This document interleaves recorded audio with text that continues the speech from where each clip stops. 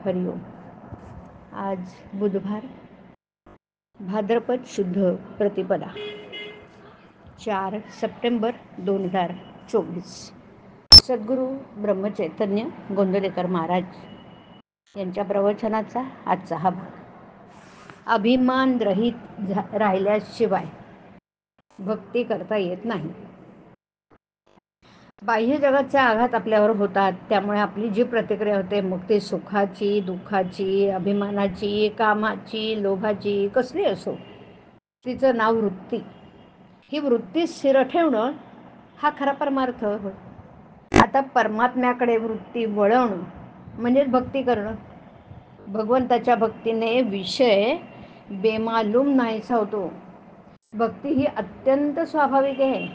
ती प्रत्येकाला हवीच असते, कारण भक्ती म्हणजे आवड, आणि कसला तरी आवडीशिवाय मनुष्य सापडणार नाही. मात्र अभिमान रहित राहिल्याशिवाय भक्ती करता येणार नाही, आणि भक्ती मिळणे भगवंत नाहीच प्राप्त होणार. भगवंताचं प्रेम भगवंता वाचून इतर कोणाला देता येत नाही, तोच ते देऊ शकतो. भक्त आणि भगवंत हे दोन नाहीतच. म्हणून भगवंत हा जसा सर्व ठिकाणी आहे तसा भक्तही सर्व ठिकाणी असतो. भक्त भगवंतमय होतो आणि म्हणून त्याला सर्व जगतात आनंद दिसतो. मी नाही आणि तू आहेस, किंवा मी तोच आहे म्हणजे भगवंत, असं जाणणं आणि तसंच कृतीत घडणं हेच परमार्थाच्या तत्त्वज्ञानाचं सार आहे. आणि हे साधायला भगवंताचं अनुसंधान हेच मुख्य साधन. आज आपल्याला भगवंत पाहायचा असेल तर त्याला एकच उपाय, भगवंताच्या नामात राहावं. नामाशिवाय दुसरा मार्ग नाही. वाहत आलेले नाले तिच्यात मिसळले तरी गंगामाईचे पवित्रपण जसं कायम राहतं, त्याचप्रमाणे आमचा प्रपंच कितीही गढूळ असला तरी भगवंताची आठवण त्यात ठेवली तर त्याचं गढूळपण मग कुठून राहील. भगवंताचं स्मरण तर सर्व तीर्थांचा राजा आहे. नामस्मरणाशिवाय दुसरा मार्ग नाही.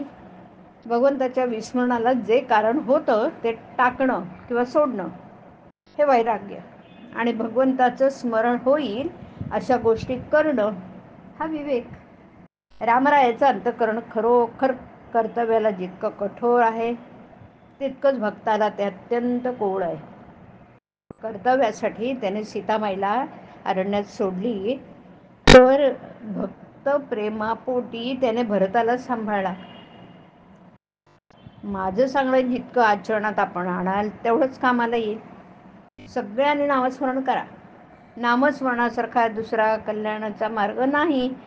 हे सहज आपल्याजवळ आहे, जे ते अत्यंत उपाधिरहित असून कुणावर अवलंबून नाही. असं जर काही असेल तर ते भगवंताचं नाम आहे की नाही. शुद्ध मनाने, शुद्ध अंतःकरणाने जो ते घेईल त्याचे राम खरंच कल्याण करेल. सर्व सृष्टी रामरूप दिसणं हेच भक्तीचं फळ आहे. हरिओम. हरिओम तत्सत. हरिओम.